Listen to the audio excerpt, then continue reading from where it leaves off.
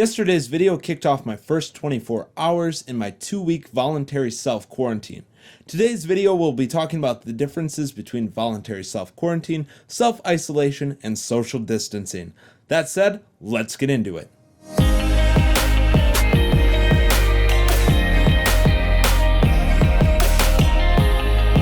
Now before we actually get into the video, I have to make one big disclaimer. I am not in any way a medical professional or even a scientist. I'm a college student in my last semester who wants to document this trying time in history from my perspective and also from the perspective of a small YouTuber. If you find something that I say is wrong, please fact check me and comment that down below. As for any of the sources that I'm using, I try and do my due diligence and only use reliable sources to prevent the spread of false information, because while there is a lot of false information going around in regards to COVID-19, I do not want to be a part of that. Now before we actually start talking about the differences between voluntary self-quarantine, self-isolation, and social distancing, I think it's important to understand how exactly COVID-19 spreads.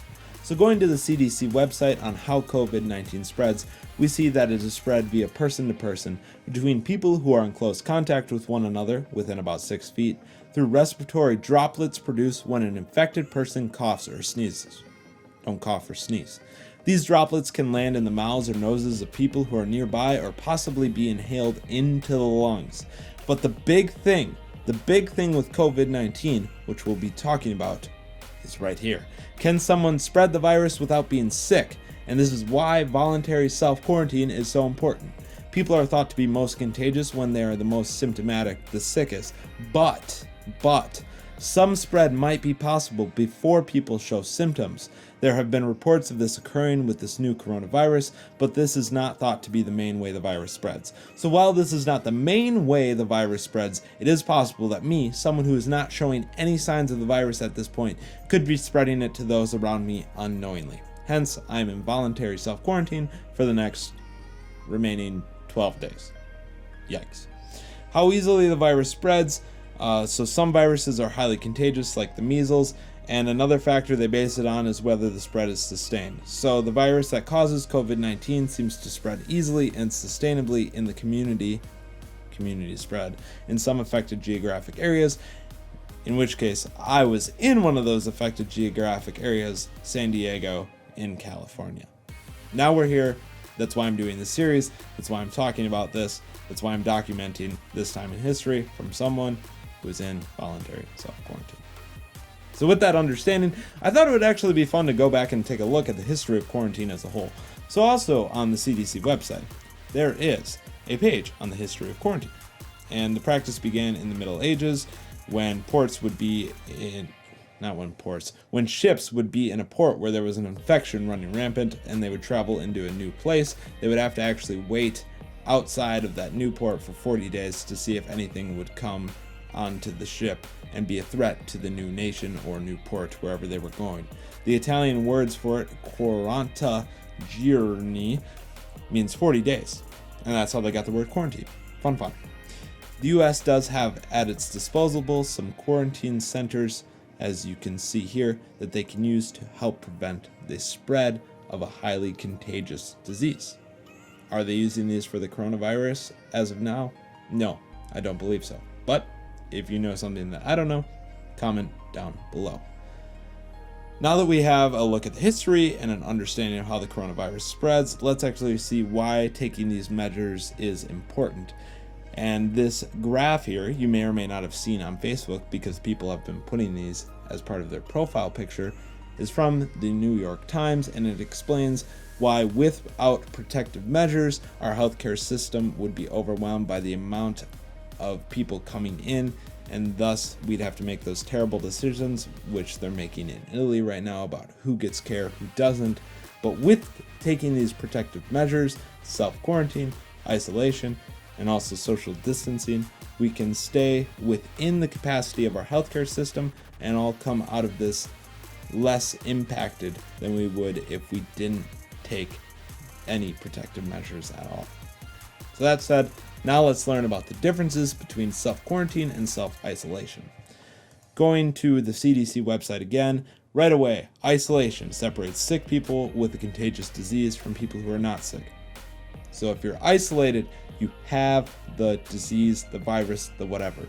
Quarantine, though, separates and restricts the movement of people who are exposed to a contagious disease to see if they become sick.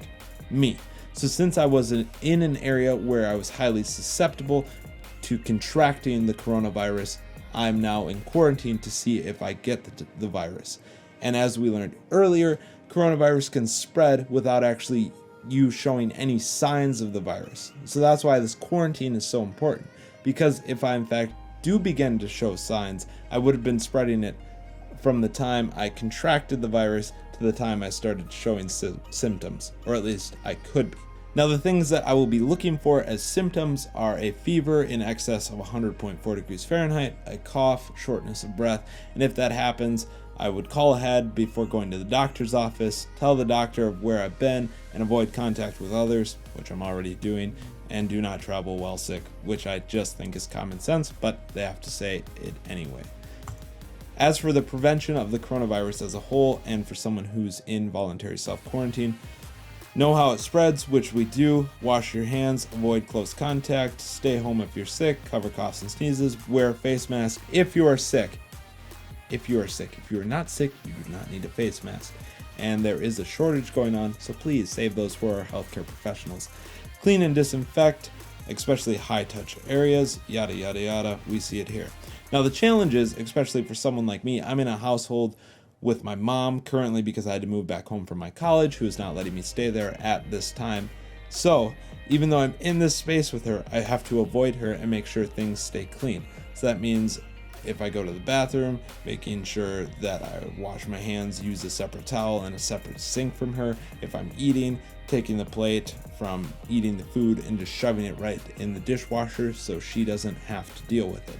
So even though we're in the same household, we have to avoid each other. It's kind of funny because when I first came home, she wanted to give me a hug and was like, "Sorry, Mom, could have the virus." Moving on. What to do if you actually get sick? You basically adhere to the same premises that we talked about earlier, but you monitor your symptoms through that time and make sure that you're communicating with your healthcare professionals in a way that doesn't endanger them, i.e. calling before you go to the doctor's office and taking the necessary steps to make sure that you recover properly. Some of these things, though, I think are just common sense. Do not share. Wash thoroughly after use.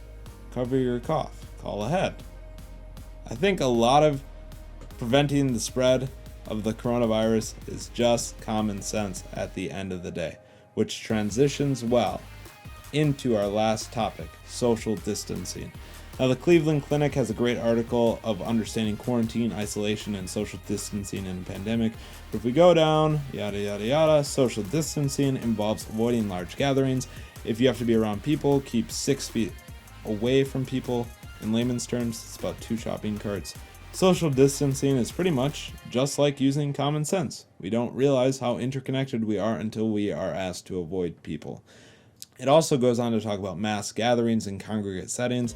So right now, like my church, they disbanded services for now and are going totally online. School is obviously all online now, and the gyms in my area also released that they're shutting down. Avoiding those settings where we could be in close contact with a large group of people helps prevent the mass spread of the coronavirus as a whole. The state of Wisconsin actually said that we're not allowed to have any gatherings over 50 people as mandated by our governor. So this is something that even if people didn't want to do what was recommended, they now have to by law. So that said, that's all I really have for today's video content-wise. If you want to learn more about these topics and do some of your own reading, I will link my sources below. If you think something that I said was wrong, please comment that below. Again, I don't want to contribute to the spread of any false information. Also, if you have a content idea for the future 12 videos left in this series, since I will be in self-quarantine for another 12 days after today, please comment that below. If you enjoyed the video, don't forget to drop a like. Also, click that subscribe button so you don't miss out on any future content. That's all I have for today, folks. Bird out.